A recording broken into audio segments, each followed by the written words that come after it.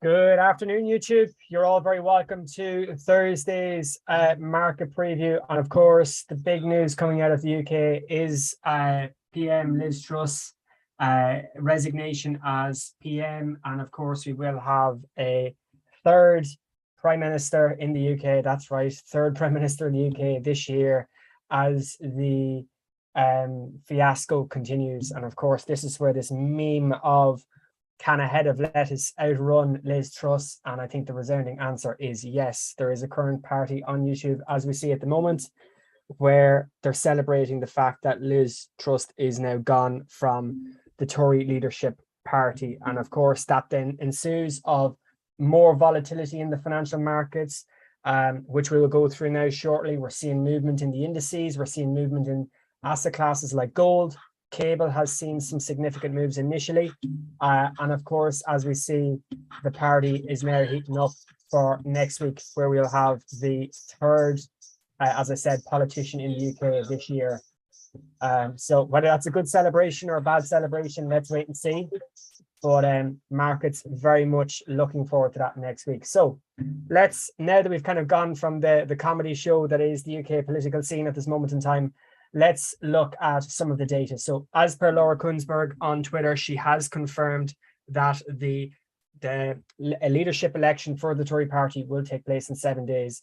As she has alluded to there, we'll have the third PM in the space of this year. So again, volatility is going to be an interesting one over the next week. We had the fiasco at the end of September, that flash crash in the pound with this awful mini budget, the laughing stock of the new Chancellor and PM Liz Truss, or former PM Liz Truss, and of course then adapting to that. So from a reputational perspective, the UK and I suppose London, broadly speaking, is now coming under significant pressure because with all of the political instability, this will be the fifth PM in 6 years, third this year. It's going to continue raising a lot of problems for these markets. And of course, with the uncertainty, with the doubt, is going to become a lot of weakness. Now, we've seen the demise of the cable over the last 12, 15 months, 18 months, in fact, and even over the last 4 or 5 years or so.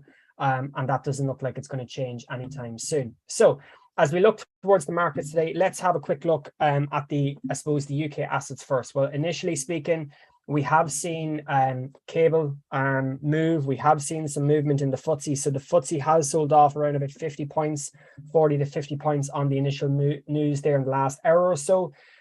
Cable had seen a nice little run up as well. So we've kind of broken out through the short-term consolidation on cable. We did get that gap close from Monday. It was something we talked about yesterday.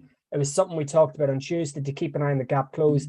And of course, now the market has assumed a little bit of strength in the cable. And of course, stronger cable, weaker FTSE, weaker stock market is obviously the narrative that we're seeing into today's session open from London as we progress into New York. Now, since that as well, we talked about it yesterday in our community in Zoom.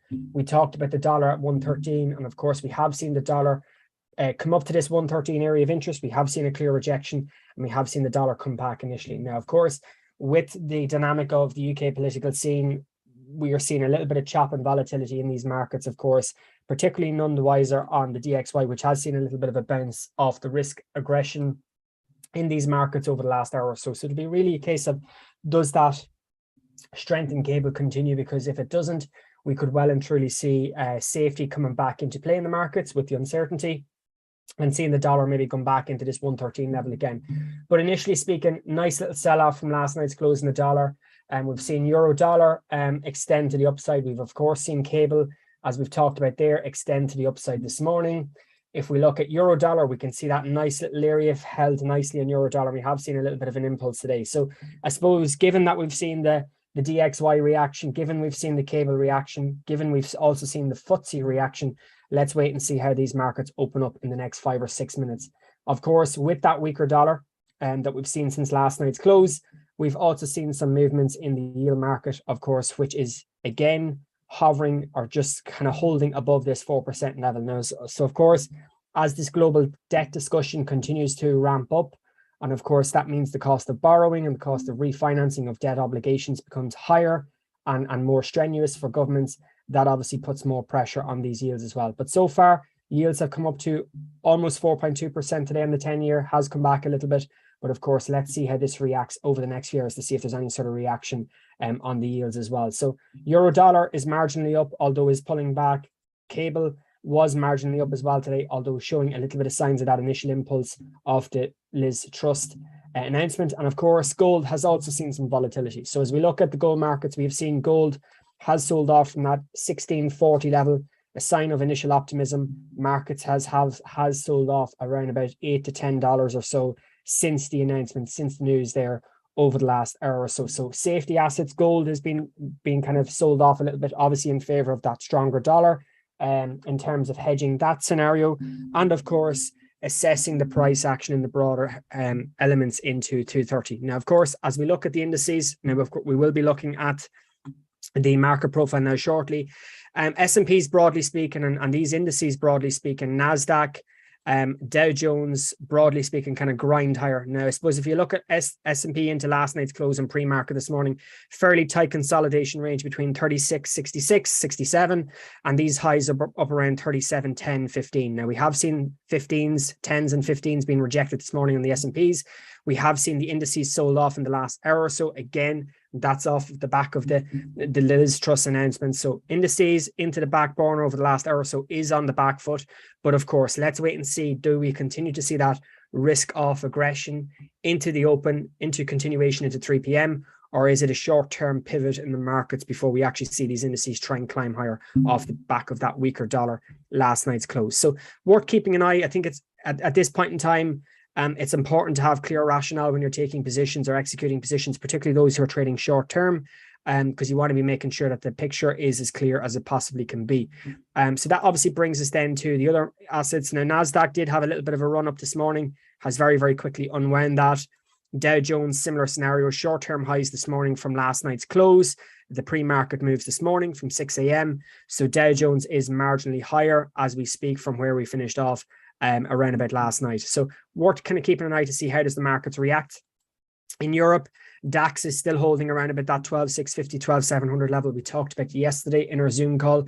And of course, as we know, FTSE is now back into the 6,900 range and has sold off with a decent sell-off. We're kind of approaching around about 0.75, 0.8% of a sell-off in the last hour in the FTSE. So it'll be interesting to see, does that extend into the course of the afternoon as the uncertainty rises? So we know from the political spectrum, we know the new Chancellor, Jeremy Hunt, is not standing in the leadership race. He did stand against Boris Johnson. However, he is not standing in this one. So that obviously gives us the argument of who's going to be the next PM in the UK. Is it going to be Rishi Sunak, which was the previous Chancellor under the Johnson administration, or will it be Miss Mordaunt, who could be potentially giving a fresh set of eyes to the Tory party? So it's, I suppose, the dynamic over the next week or so is going to lead to increased volatility, is going to lead to increased back and forth debate. And of course, from the Labour perspective, from the opposition perspective, they're only too happy to see this fiasco continue developing for the foreseeable future. So as we bring in the market profiles for the day today, firstly of all, I'm going to start with the S&P 500 just to bring in our market profile levels this afternoon. And we can see obviously very, very clearly that initial sell-off, that AB C sell-off that we saw in the last hour or so off the back of the Liz Truss announcement, 37.20. We're now back into this POC range here around 36.90. So 19.91 is going to be the fulcrum point for the afternoon to see, does the markets hold above it and obviously continue extending higher, or are we going to see a short-term relapse to the downside? Now, of course, value lows here on the S&Ps is coming in around 75s. So when we look at the broader perspective, we can see here 65, 70, 75. So 60 is last night's close and the lows of the day from yesterday. Whereas we look at the markets from this morning, the pre-market this morning, we're seeing here around about 70, 71. So if we're breaking 65 and 70, this region down here, that is going to bring probably sellers into the market anyway, initially, on obviously the proviso that we have now broken through volume areas. We are now breaking through, obviously rejecting the highs this morning, which would give the impulse to the price action to extend lower. Now, when we look at the 30-minute candles, just to kind of put again a bit of perspective on it, you can see that kind of short-term bottom, the impulse to the upside. We have flagged back down into this region here around the 90s. So from my perspective, all eyes really to see how does the markets react around these low 90s, 36, 90, 91, 92, to see what is the consensus from the point of control. Similarly, again, if we look at the NASDAQ very quickly, just to try and give as much clarity as possible on the current situation. Broadly speaking, similar enough scenario again. We had kind of pre-market highs this morning around about 12:30. We've seen those erode very, very quickly off the back of the Liz Truss announcement. We are sitting above the 11,000 on the NASDAQ at the moment. However, we have actually seen a little bit of an impulse coming through in the last couple of minutes or so. In the last minute or so, a little bit of buying coming in. Of course, let's wait and see. Is this going to be the kind of the short-term pullback for the extension to the upside? Initially, we're seeing a little bit of buying coming through, so worth keeping an eye on that today as well. So Dow Jones, S&Ps, and NASDAQ all seeing a little bit of buying coming in here at 2:30. So worth keeping an eye on that from a short-term perspective, as well as through the course of the afternoon. Now, again, if we round out today's call with the Dow Jones, again, kind of trying to give as much perspective on things as possible. Looking at the market profiles for the Dow Jones, we can see here that the areas of interest is really kind of going to be around this 30,400 to 500. We talked about it yesterday. We talked about it on Tuesday. There's been a lot of chop, a lot of volatility in the markets, kind of back and forth in the last few days. Not very clean. But we have seen kind of a buy-in reaction in the last 15 minutes or so from this 30,400 level on Dow Jones. But of course, let's just wait and see, does that sustain? Because we often see impulses to one side, and then we see the markets ultimately roll over in the following half an hour to hour period. So it's worth kind of being conscientious in the approach of seeing, is these moves sustained? And if not, are they more brief kind of short-term pivots ultimately for the true trend to kind of realize? And you can see how already those initial impulses in the first kind of couple of minutes has given way, and the indices are now trailing on the back foot. So that's where the patience comes in, the discipline comes in, not rushing into trades, having clarity, having structure, and then having a logical approach behind the trade that you've currently executed as well. All right. So that's kind of where we are for today. Obviously, all eyes really on the updates from the UK government regarding the Liz Truss. Of course, we do know the head of lettuce has outlasted Liz Truss as well, which is obviously lettuce 1, Truss 0. But of course, let's just see how that develops as well. Who is next up for the UK government, and how long is this mess and fiasco going to continue? So that's pretty much it, folks, for the day.